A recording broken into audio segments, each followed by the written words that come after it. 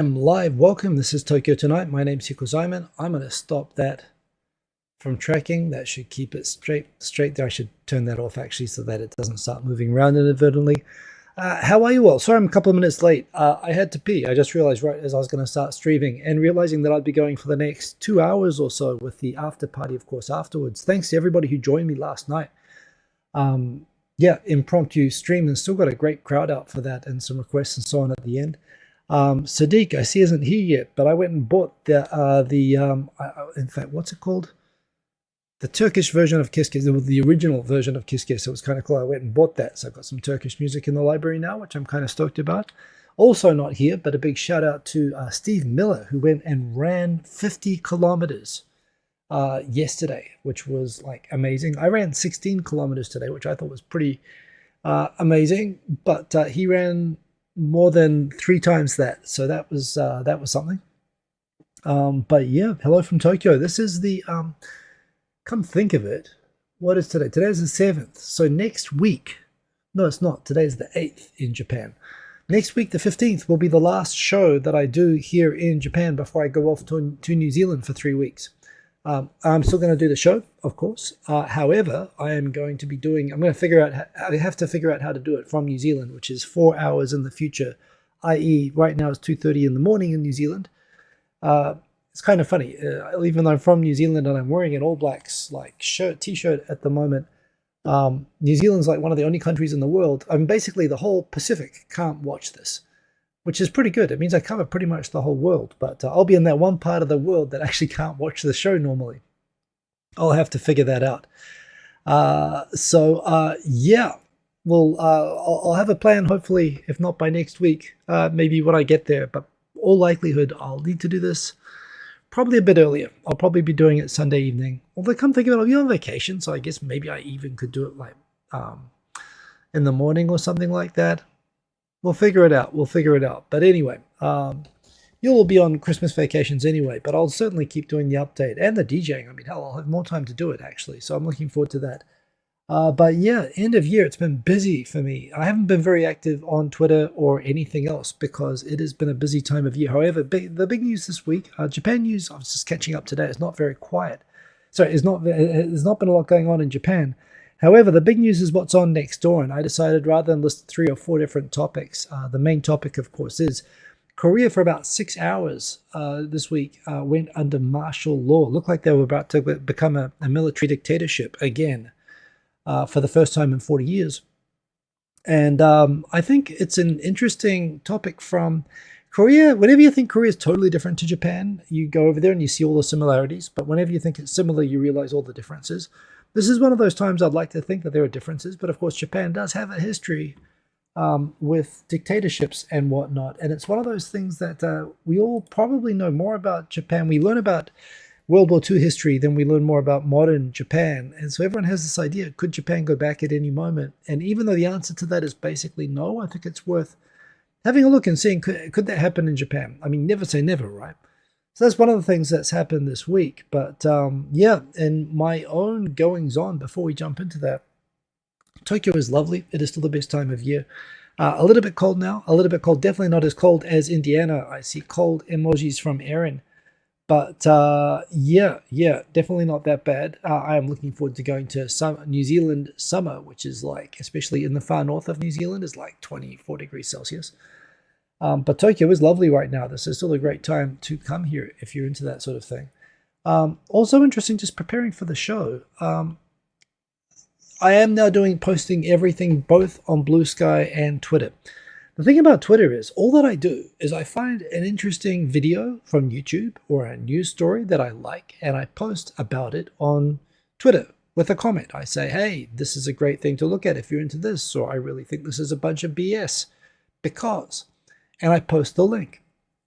However, Twitter under Elon, now it works. Elon doesn't want people posting links to things. He wants people posting original content, publishing in the platform. So even if you work for a newspaper and it's your own content, or you have a blog and it's your own content, it'll actually downrank your tweet if you post promoting it. I realized this when I experimented between Blue Sky, where I have far fewer followers. I have 15,000 followers on Twitter, and a couple of hundred on Blue Sky. Yet I get more reactions and more views and posts back on Blue Sky. And it's become really obvious to me that it makes no sense. If you've got a news service or anything involved with like promoting content, or just like me, sharing content and discussing it. Like for me, Twitter became useful during the Fukushima earthquake. The Great East Japan earthquake and the Fukushima nuclear accident, when everybody was hysterical and passing around misinformation. And I found it really useful both to obtain useful, valid information that people were going around getting and sharing such information myself. And this is where I got most of my following, and where I discovered that Twitter is a great service. And essentially, Elon's taken that thing that made Twitter great, the fact that it was a completely neutral information sharing platform, and he's taken the news and the information sharing out of it. He downranks you for sharing news and useful information. If we're in another earthquake and you share, hey, here's the link to where all the safety information at Tokyo is, your post will be downranked because it contains a link. If you are somebody who says, hey, you're all going to die of alien zombie herpes, that's going to be promoted. And that's what Facebook promoted, rage bait as it does. That's its business model. And it was terrible during the quake. All the misinformation, all the foreigners are here to steal all your stuff, got passed around on Facebook, and all the useful information went on Twitter.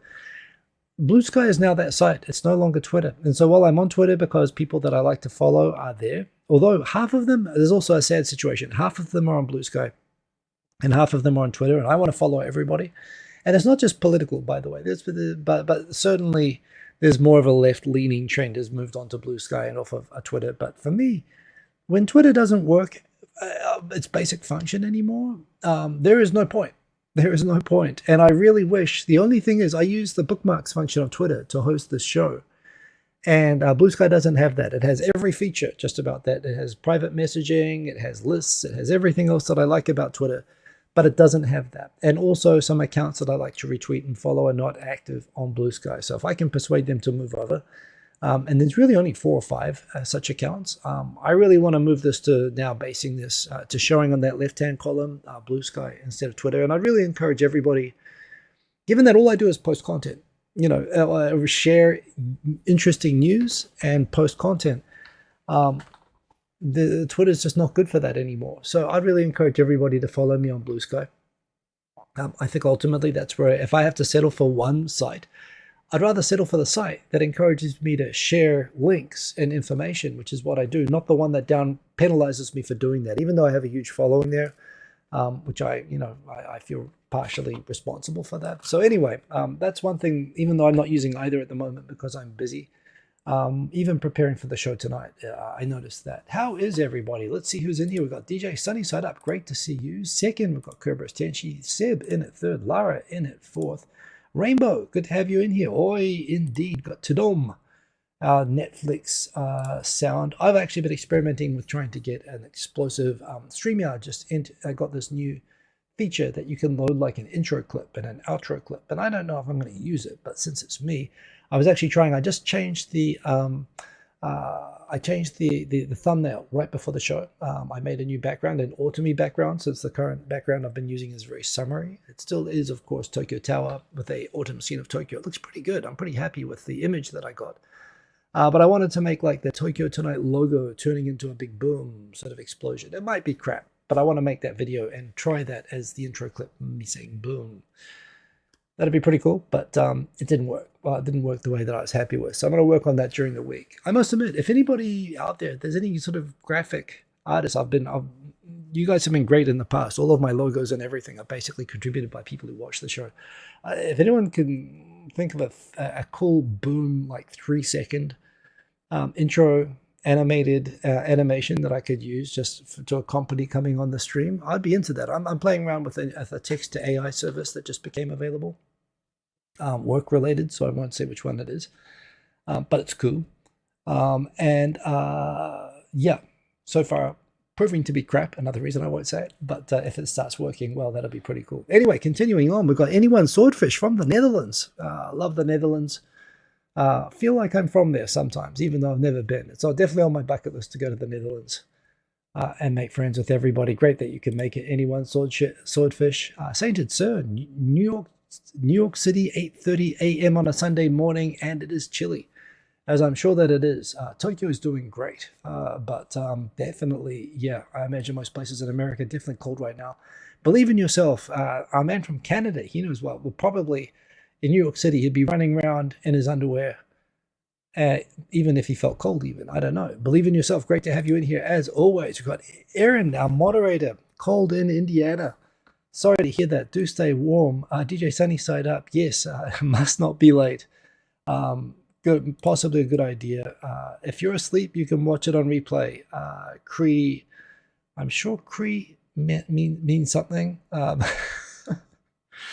Crew, replay crew, indeed. And actually, replay crew, I love it when people leave like comments on the recorded video anyway. So, yeah, definitely do check out the show. I will try to, of course, be more brief than I'm being right now. From Finland, the home of Santa. By the way, I saw something today in the news yesterday that in Turkey they found the actual mausoleum of Saint Nicholas. Of course, Saint Nick being Santa Claus.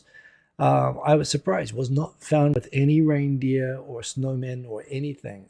It was in Turkey after all. But yes, the home of Santa, at least in post-life. A very complicated situation. Good to have you in here, Yoni, as always.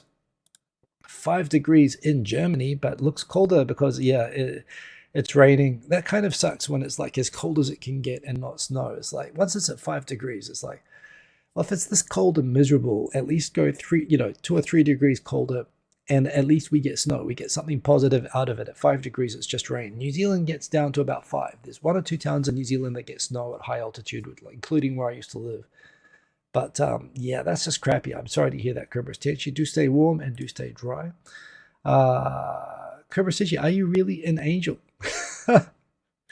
Googling what usernames mean. We've got Tawada 106. Great to see if there's another 1923 earthquake. You think foreigners will be treated like Koreans in Japan? Well, I don't think it'll be quite. I mean, that was pretty bad. There were whole-scale organized like massacres and lynch mobs. Certainly there is. I mean, it's a fact. Whenever there's an earthquake anywhere in Japan, including Kobe, which, by the way, was a major earthquake. Tens of thousands dead. Large Korean community, and yeah, there was discrimination and rumors about the Korean community, but nothing. 1923. Remember what you're talking about. 1923. Those are pogroms, basically. So Tawada 106. I disagree. It won't be that bad, but that said, it won't exactly be Disneyland either. There are people in every society who will, of course, mistrust foreigners anyway, or look for any excuse, and will tap into that. In fact, one of the stories I've gotten here to talk about today. There's a story. There's actually a story this week about a medical clinic that, using the excuse that they've had are bad, or either one or multiple bad experiences with foreign patients at this medical clinic. They've got them to fill out a kind of passive-aggressive survey before they basically become patients at the clinic, saying that if I have trouble communicating and making myself understood with the staff or the doctor, I'm not going to scream and make a fuss, and whatever happens, I'm going to pay all my money. And if I disagree with any of this, I agree to leave right now and not be a patient, which they only give out to foreign patients. So when someone said that they were Chinese, they were given this survey that Japanese were not given. And it is clearly, I've had the same thing where I've talked about housing discrimination. I was invited,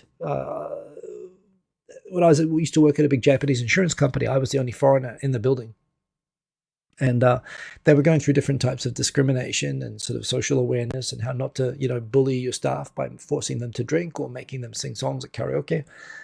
They went through Korean and Doha discrimination and how not to do that because insurance stuff goes all over Japan. And at one point when they got into foreign discrimination, they asked me to say, hey, have I had any unpleasant experiences? And I said, no, just except for the fact that at the time it was 2002, 2003. And I said, I have trouble renting houses in Japan, because 80%, no matter, even though I consider I'm a model tenant, I pay my rent, I separate my rubbish, I speak Japanese, I do everything. But, 80% of places won't see me, because they have a blanket ban against all foreigners from applying for their apartments, and that makes it very stressful and unpleasant to look for apartments because I'm being blocked as a category, and this wouldn't be legal in most countries. And someone actually spoke up and said, well, my father doesn't allow foreigners to live in the building that he owns, And that's because he had a bad experience. So I don't think you can call that racism because it's based on a real experience. To which I pointed out, well, sure, someone does a bad thing, that's bad, and your father's a victim in that situation. But then if he goes and takes that bad experience and then discriminates against everybody else without reason, then he's also becoming a victimizer and creating lots of victims, even if he feels justified by it. Even you don't like it, your dad's racist. She didn't like that response. But the point being, even well-intentioned people become suspicious and racist and idiots in bad situations, and this always happens. So certainly not. It's never good to be a foreigner anywhere undergoing sort of a civil emergency or even a discriminated minority. I mean, look at what happens in America during hurricanes and the way that minorities get treated. But I don't think there'll be another 1923 earthquake sort of mass murder situation. But who knows? I mean, certainly some people wouldn't want to take their chances. I mean, for what it's worth, I've been through a nuclear emergency here, and everyone was quite nice, But there again, a lot of foreigners did run for their lives. Cobra Tenchi, Elon had no interest in Twitter back in 2011. No, he did not. It was a better time. Indeed, herpes, all of that. Today I got cold in Tokyo, says Lara. Yeah, I noticed when I went out for dinner, the temperature dropped quite a lot. The artists that you follow, Saint Tsura, leaving for Blue because of the new user agreement. See, I don't care about the new user agreement. And actually, I saw today that Blue Sky is even, they are saying, because they are an open website, just like the old Twitter, they allow AI to come scrape whatever they like off the site, whereas Twitter blocks that. And some people are saying, oh, that's a reason not to use Blue Sky. I don't care. It's convenient, and hell, I mean, my stuff's there on the internet. If an AI wants to learn from it, I consider that convenient. But yeah, certainly all of that. Kerberos Tenchi is downloading Blue Sky now. I should get a commission for this, except it's free, so I'd be getting. I should get at least a 90% commission in that case of all the downloading fees. All of this stuff. Eater, glad that you can make it. Glad we have Denmark in the house, and Blue Shift. Great to have you in here. You had a chat to Risu Miso last night. He was glad to hear that I'm still going. I've got nowhere to go. In fact, I just posted tonight. Somebody posted a comment. In fact, I believe it was Auntie Liana from Yokohama posted a comment on the Christmas in Japan video that Fat Blue Man made in 2014, 10 years ago today. She was rewatching it, and I said, great job, everybody, and she responded to me. So the video popped up in my notifications. I went and rewatched the old song. I think I reposted it on Twitter, actually, and Blue Sky just before this video. And yeah, it's funny seeing the old community. I was still basically wearing a Tokyo Tonight t-shirt, sitting at a desk saying, I'm pretty much the most consistent person there in that whole 2010 video. There are some other people in that video who are still around. There's a lot of people who are not around, and there's a lot of couples that have ended dramatically, which is why I do believe friends don't let friends do couple-based social media. Just like, no, relationships are tough enough without publicizing. And when I don't watch couples on social media, I'm doing it for their sake, not for my sake. But yeah, interesting. Nesta, great to see you, Nesta. You've been playing Fortnite? I've been playing Fortnite today. Got 2 Victorias with the lad today. In both of the modes. My first victory, so I got the umbrella in the new OG mode because I couldn't get it on my own. Basically, I just follow around after my son, like carrying supplies, ammo, extra med kits, and so on. And he just goes and wipes the floor with everybody and gets the wins for me. So I now have Vicroy umbrellas in both of those. But glad to see that you're good. We got to play a game again soon. Nesta, by the way, apart from having an awesome YouTube channel, occasionally plays with me on Fortnite. If you play Fortnite, and the times are good. I mean, I suck, but if you're okay with that, we can play Fortnite sometime like I do with Nesta. It's pretty cool. Nesta's going to see what he can do about a intro. That would be awesome. Would love that. Oscar Hafstad, good to have you in here. Greetings from a chilly Norway. I'm pretty sure out of all the people complaining about cold here, Oscar Hafstad, if you're saying chilly Norway, we're probably dealing a level of temperatures beyond what anyone else here is talking about. So salutations to you, Oscar. Great to have you here in the chat. We've got Atomic Tom, a man from Germany with a Santa icon. Great to see you. One of your relatives, Tuata106, wants all foreigners out of Japan. I think more and more foreigners are tolerated but not welcome. You can't talk about everybody, though. I mean, yes, so everybody's got a grumpy uncle. I had a grumpy uncle who asked me if I was moving up to live with all the slit eyes, was the expression, delightful expression that he used which he thought was being discriminatory towards Japan, but he's pretty much being discriminatory towards the 3 billion people that live north of Cairns. So there you go. Everybody's got an uncle like that. Doesn't characterize Japan. Japan has wonderful people that welcome tourists, but there are always nasty uncles. They exist. So sorry to hear that, but yeah, Japan is still a good place.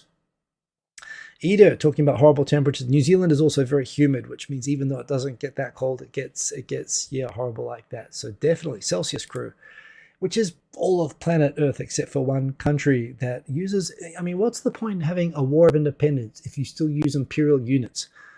It's like the whole British Empire, broke free of imperial units. Except, how can America have Independence Day when they still use imperial units? That even the old empire, even Britain itself, even the Queen, the Emperor of the British Empire itself, gave up on imperial units, and America is still using them. Did America really win the War of Independence? That's what I would like to ask. Anyway, I'm going to get out of the comments and into the topics because it is 10:55, and wow, you hear crackles. There are a few pops. Why are there a few pops? Oh no, am I getting sound problems? That's going to bug me. What might be causing that? I had some other applications open before. Damn. What shall I do here? I might just switch mic for a moment and unplug this and plug it in again. Nothing's ever gone wrong whenever I change stuff on the fly, but if you're having audio issues, I'm sorry to hear that. Let's do that. Let's go to the webcam. So now you can hear a much echoier version of this. I am unplugging the microphone and I'm plugging it back in, although it's hard to find the plug thing underneath. I know what the problem might be. It might be that I've got this going through a indirect thing and there might not be enough bandwidth. So I'm going to plug in the mic again through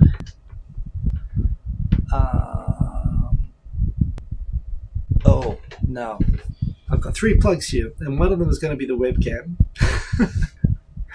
and one of them is going to be okay.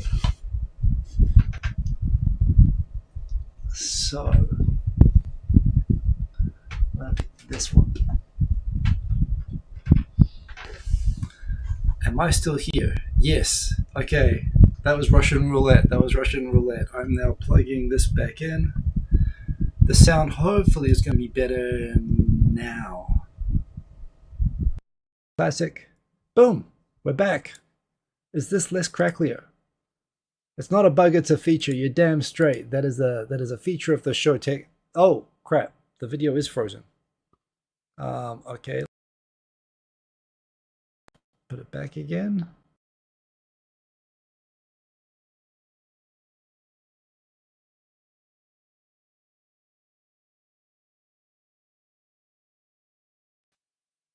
How we doing? Are we back? Camera working, audio working. Am I still making poppy noises? Somebody tell me. Anyway, this should, now the mic is plugged directly into the computer. It's not going through a thing. I've noticed the video is a bit slower now. Probably didn't like all the USB changes, but okay, we're good. Okay, I'm finally going to jump into the topics, but yes, indeed. Video for, oh boy. We're good. Everything's okay. Let's jump into the topics. Over here, Australia has banned all under 16s from using social media. Well, the interesting background to this, which Media Watch, my favorite, the only Australian news show that I watch, Media Watch, which goes around finding all the things where the media is just being dickheads in Australia, which is half of the news. It's a great way to catch up on the news. They pointed out that when Australian news conglomerates managed to get Google and Facebook to pay a huge billions of dollars for acts for people sharing links. Oh no, it's still popping, says Blue Shift. I feel like I've got to reboot my computer. I've had a whole bunch of apps open today, and I'm pretty sure that will be the reason. Can I close some apps? Let me close some things. Maybe free up some RAM.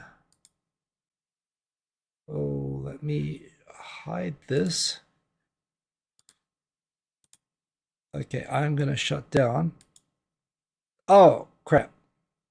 I didn't want to shut that down. Okay. Can I... What can I do here? I got this. Boom, boom, boom, boom, boom. I might have to reboot the computer. Resources might be running a bit low. Let's see. No, not there. And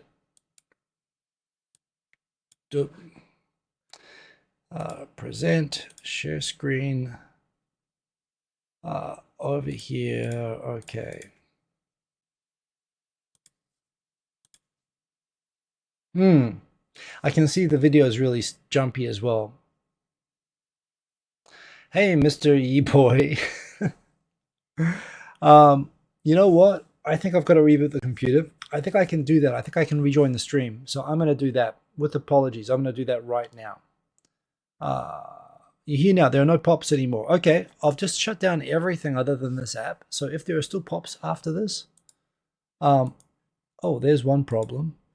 I've got this playing in YouTube in the background. So let's turn that off.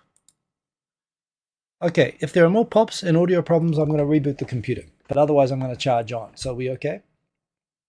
If we're okay, I'm going to go on. So anyway, in Australia, interesting story here. Australia managed to, all the big media conglomerates in Australia managed to convince Google and Facebook to pay them billions of dollars for sharing their links. And after 1 or 2 years of this, basically Facebook and Google said, this is BS. You know, anyone can share our links and we shouldn't have to pay you because of that. So we're just going to block all news from Australia, to which the media responded after losing billions of dollars that they were getting in free money from the big tech companies, basically saying that they are going to get retaliation, which they got basically with Parliament without debate, passing a ban on social media for under 16-year-olds. Which will require age verification, not just by people under 16, but over 16, which is really, going to, and the media companies have been told to figure out how to do it, which essentially introduces the specter of, they're basically making it difficult to use social media in Australia. You're going to get to a system like Korea where you're going to need a valid ID with proof of age on it to be able to access social media. That's the only way the law apparently can work, the way it was written and passed without debate, which, is pretty extreme. Could indeed be the start of martial law. Do I sound like dust on a record? Pops, okay, I'm going to reboot. I'm sorry about this. It's a feature. I'm going to be back in about 2 minutes. So be right back.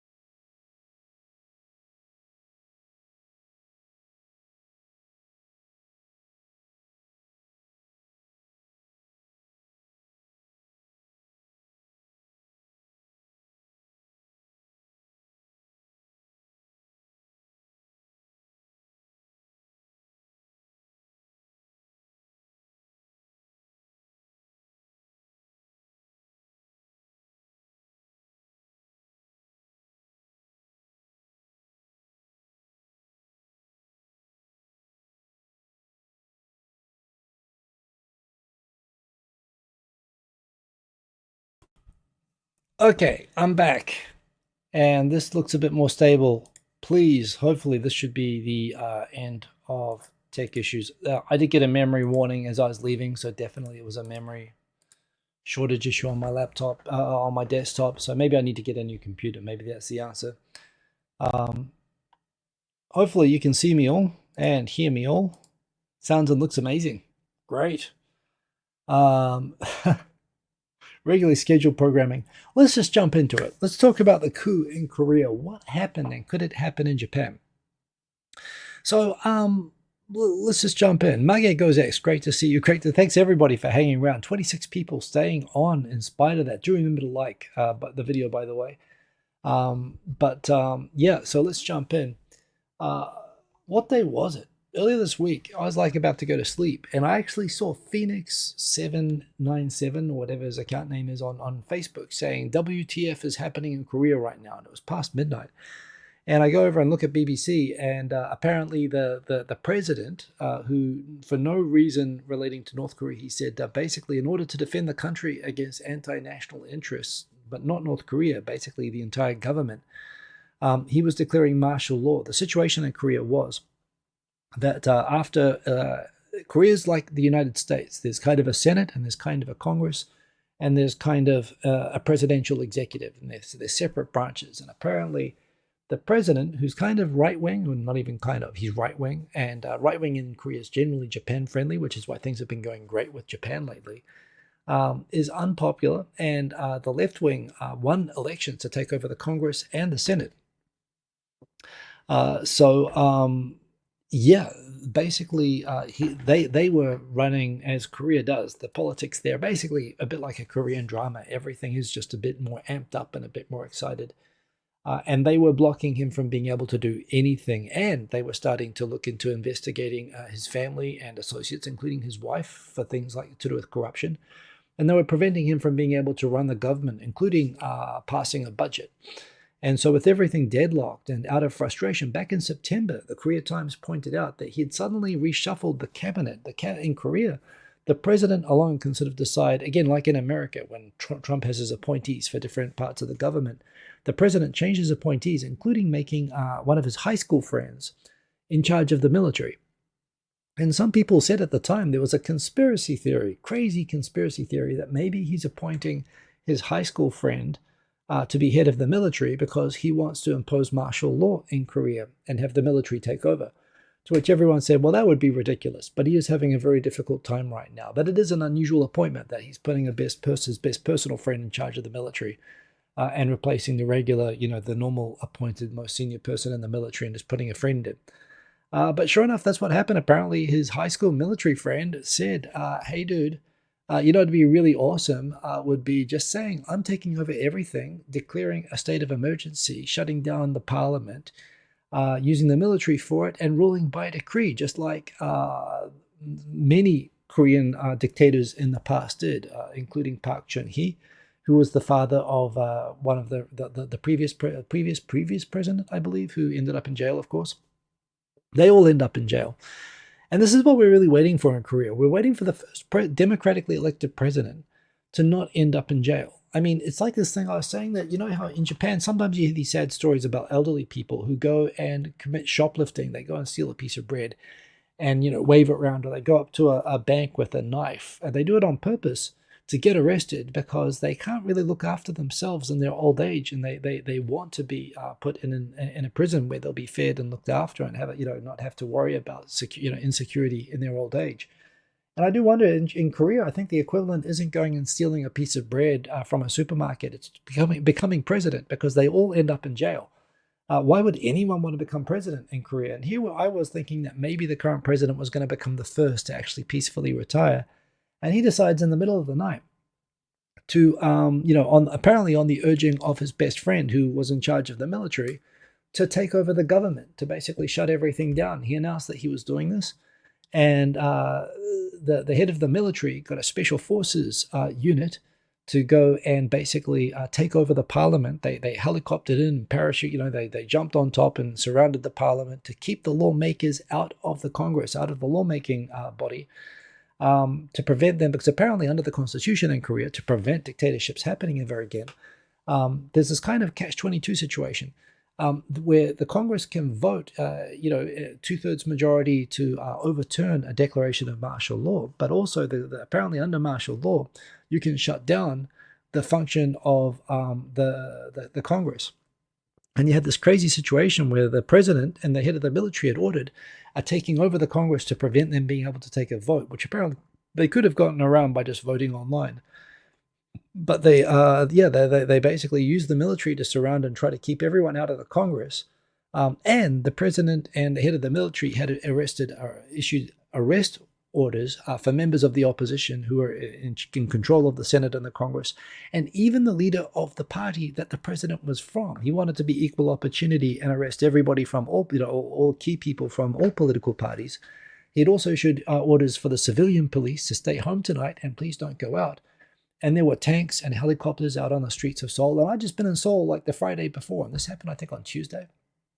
So we ended up watching past midnight, and I stayed up to like 3 o'clock in the morning, dumbfounded, watching how in a modern, more advanced than Japan, people earn more money in Korea than they do in Japan now.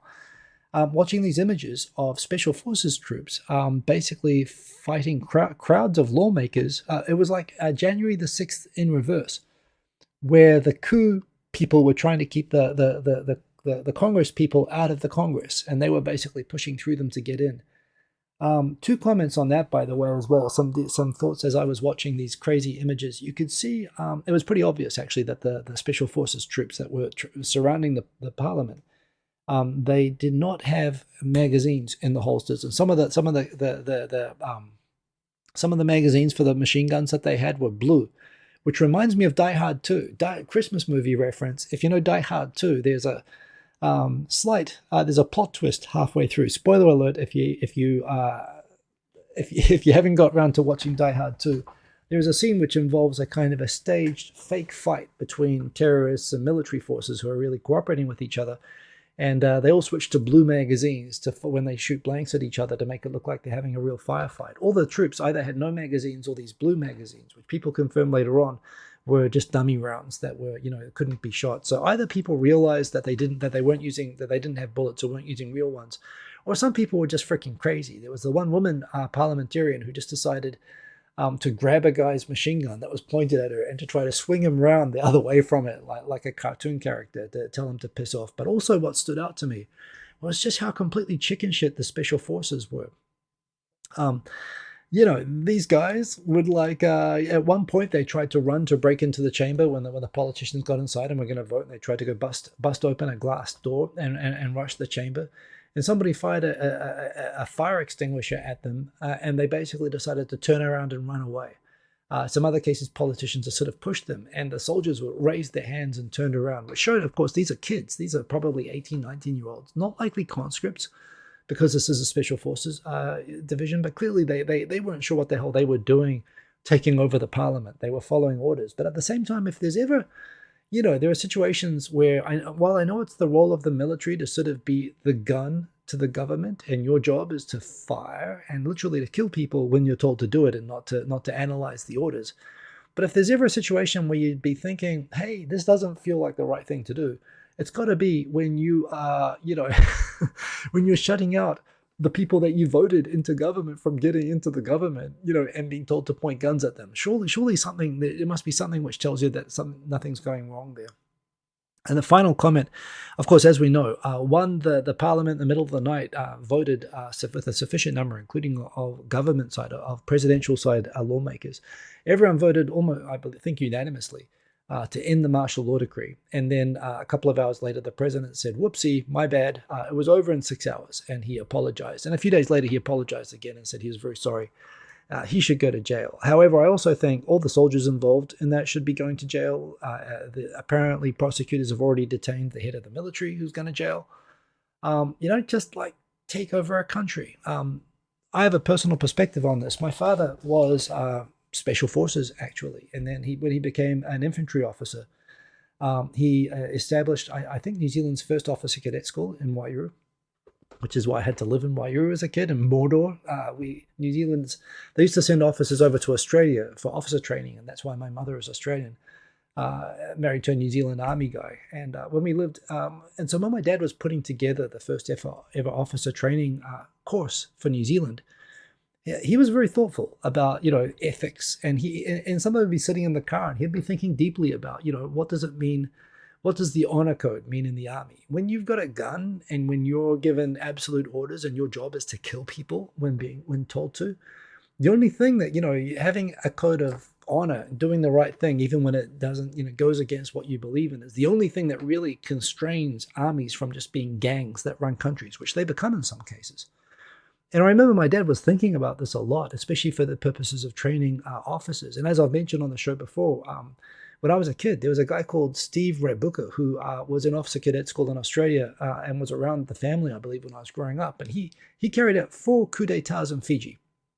And my dad was sitting in the same class as him. And my dad's from Fiji. My dad's a Fijian, born in Fiji. So, he's had cause to think philosophically about this. And there were 2 things that were going through my head watching the thing in Korea. One, my dad was absolutely adamant that you never use the military for any civilian purpose. You don't use the military.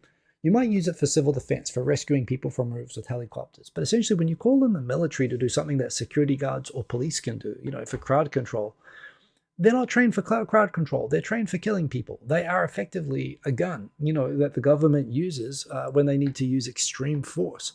And you never use that on your own people under any circumstances. So, and this is something he felt very strongly about.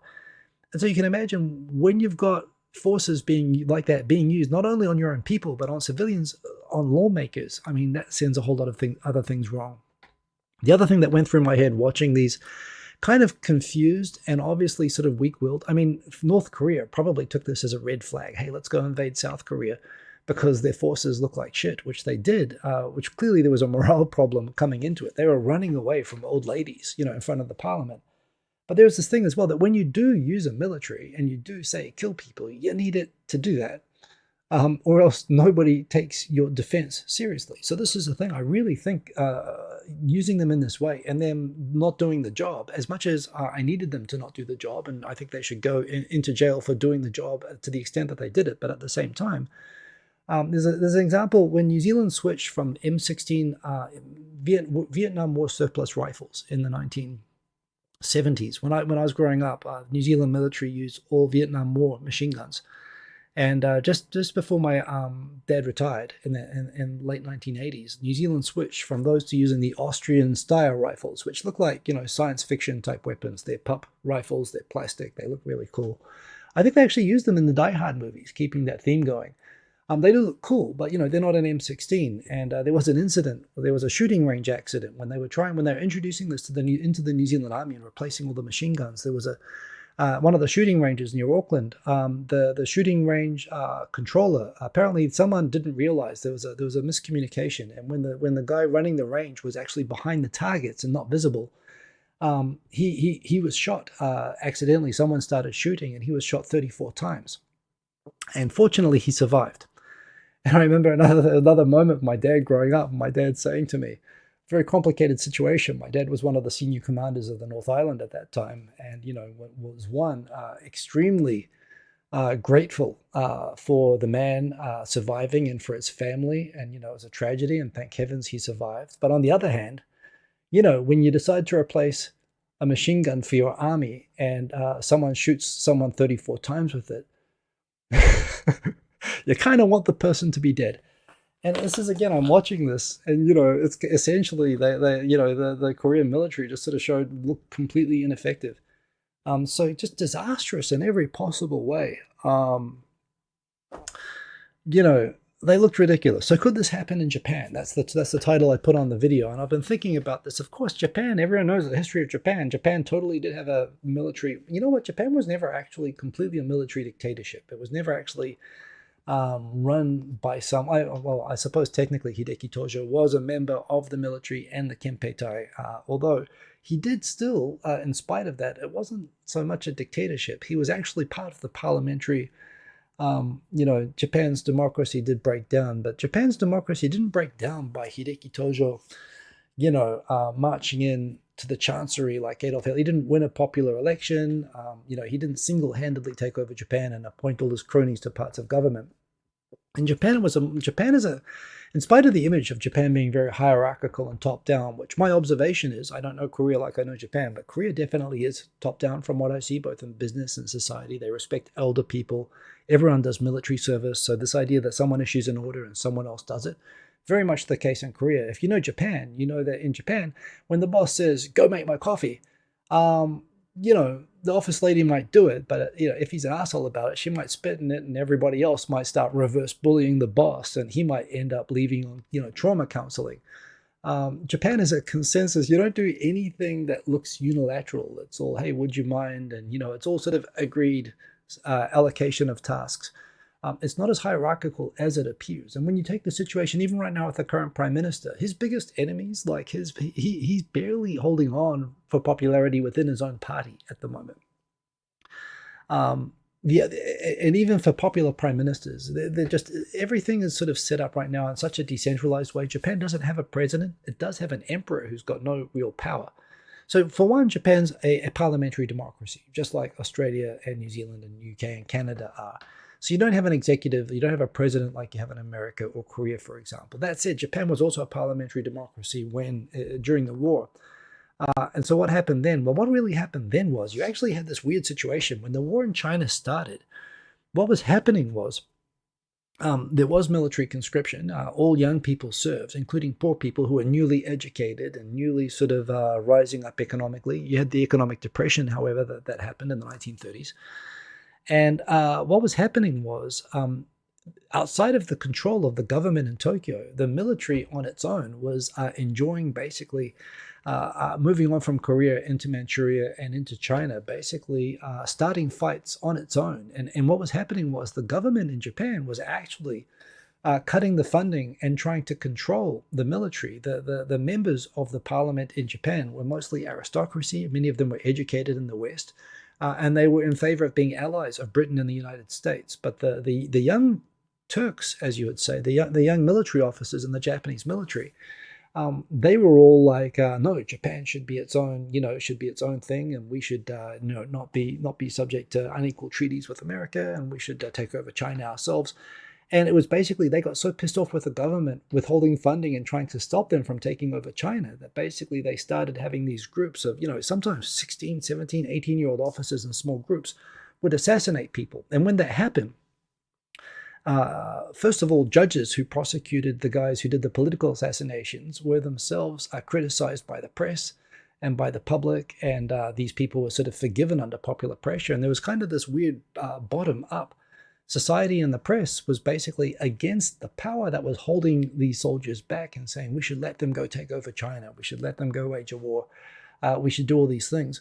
And eventually it was kind of this reverse popular pressure that forced the judges to change. They became afraid for their lives. And then they started doing these political assassinations, which forced these factions that were aligned with the sort of out of control parts of the military to basically agree to appoint sort of coalition governments with these members in it. So in Japan, ironically, Japan had a military dictatorship. It happened from the bottom. It was a popular press and media up, and it was the government that was really trying to stop it, and that failed. It wasn't a top-down thing. There wasn't a dictator. There wasn't a Hitler. There wasn't, there wasn't a Korean military general sort of leader that could have done it. You couldn't have gotten away with it. In fact, it was the opposite. It was the office people bullying the boss for being such a dickhead, stopping them from, you know, having the office party that they wanted to have over in China. That was how Japan became a military dictatorship. And this is where all the mechanisms after the war that they had to basically first ban Japan from having a military. And even when it had a military, it was self-defense forces. And although they're kind of increasing the status of it, the idea that, that the military could run wild like that again, not impossible, but it's highly constrained. And also the idea that, yes, while there are still people in the society who say those were the good old days and we'd love to go back to that, there's also a lot of people that say, yeah, that really sucked and we should never do that ever again. So the idea that you could have a popular sort of a bottom-up call for martial law and a dictatorship in Japan again, never say never, but it would be much harder to do. Korea, on the other hand, it really just takes a couple of decades, which Korea obviously was able to produce. It means to me, obviously, Yoon is going to end up in jail again, just like all the other presidents, or dead. just like one of the presidents who committed suicide, which is tragic. I mean, a key part to a functioning democracy, and Korea became a functioning democracy, I believe.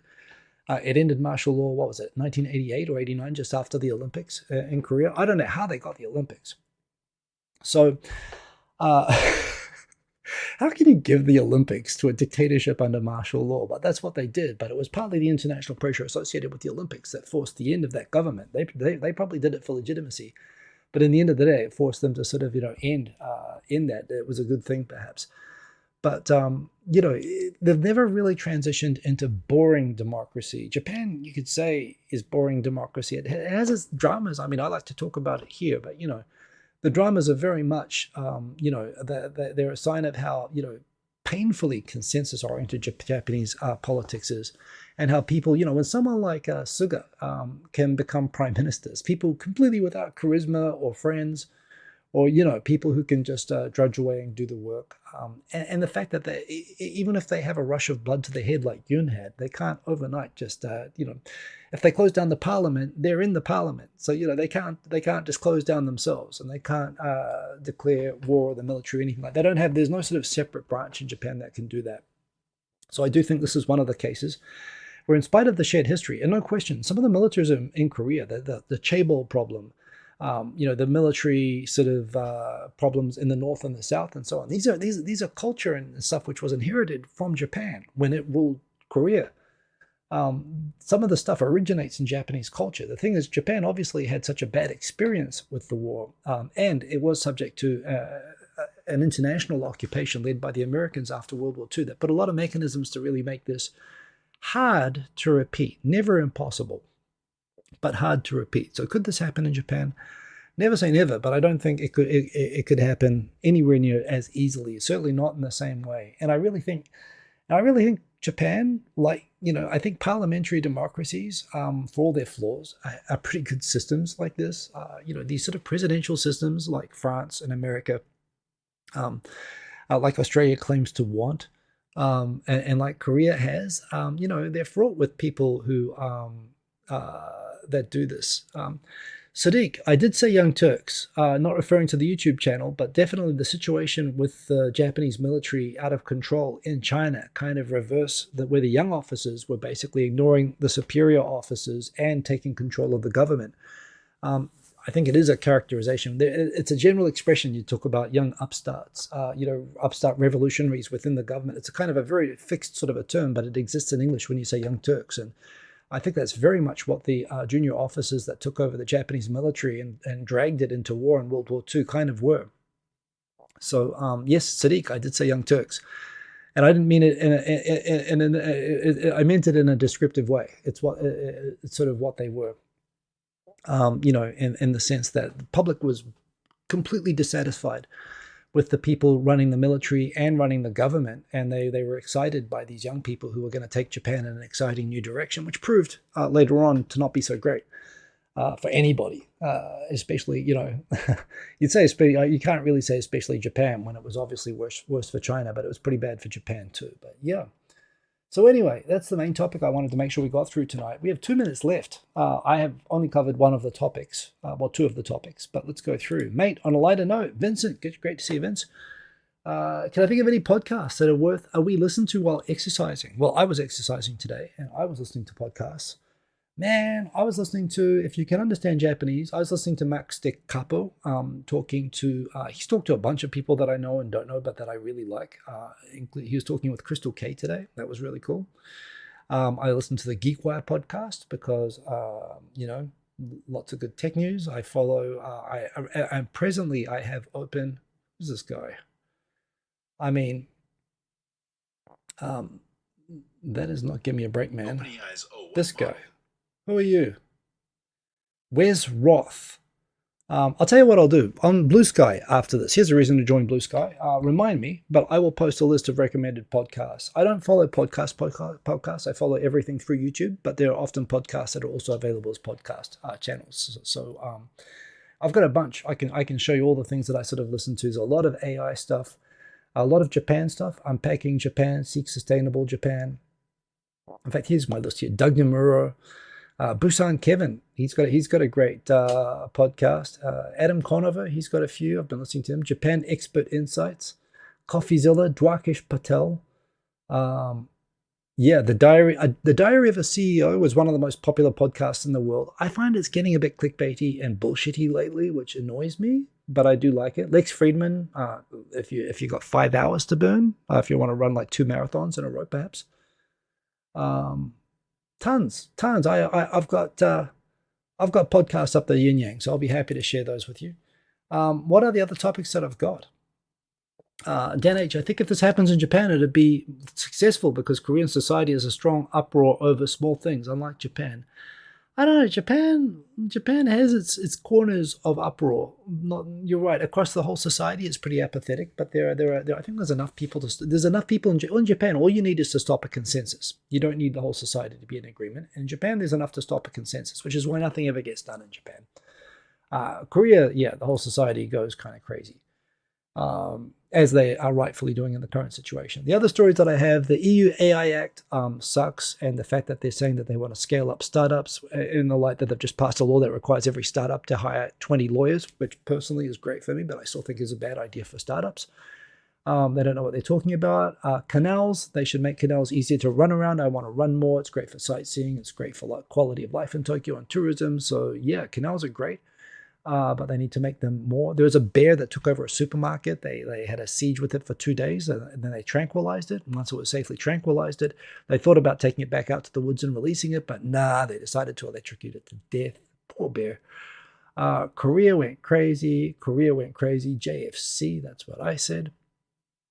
Standing desk, I've tidied up and organized it. I was standing up here last night DJing. That was fun. That's me running 6 kilometers. First run in a week. Was at a week cold. Chinese people using AI to make Hello Kitty smash up their offices. It's actually quite cool, quite popular. Last night I did a drum and bass recorded mix followed by some playing around. That was fun. Thank you everybody who joined. Today I ran 16 kilometers at a pretty good pace. No music. I was just listening to podcasts.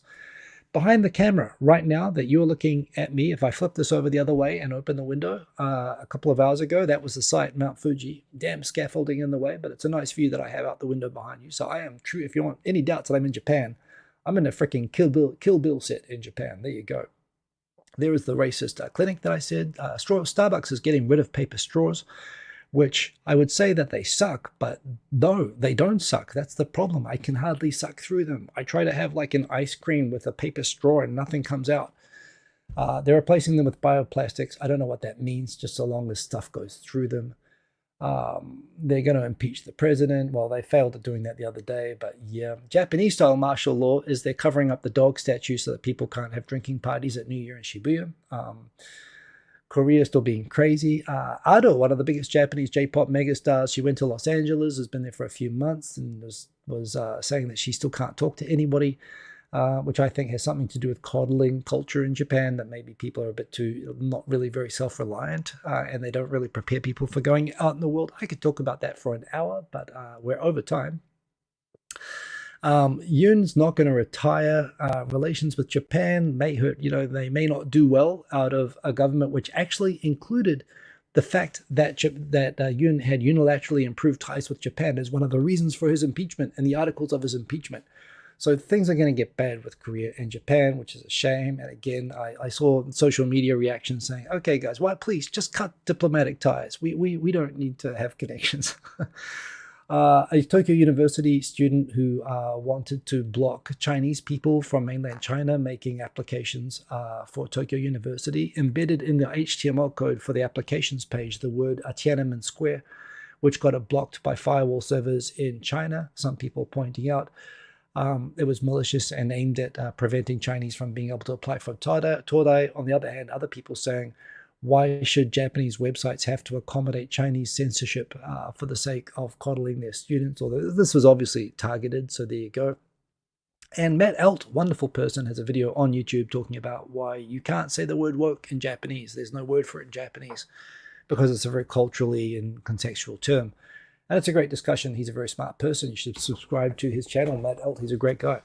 That is all the topics. Wow. If I want to, I can get through the topics in 2 minutes. I can sure waffle when I want to, but that's a different story.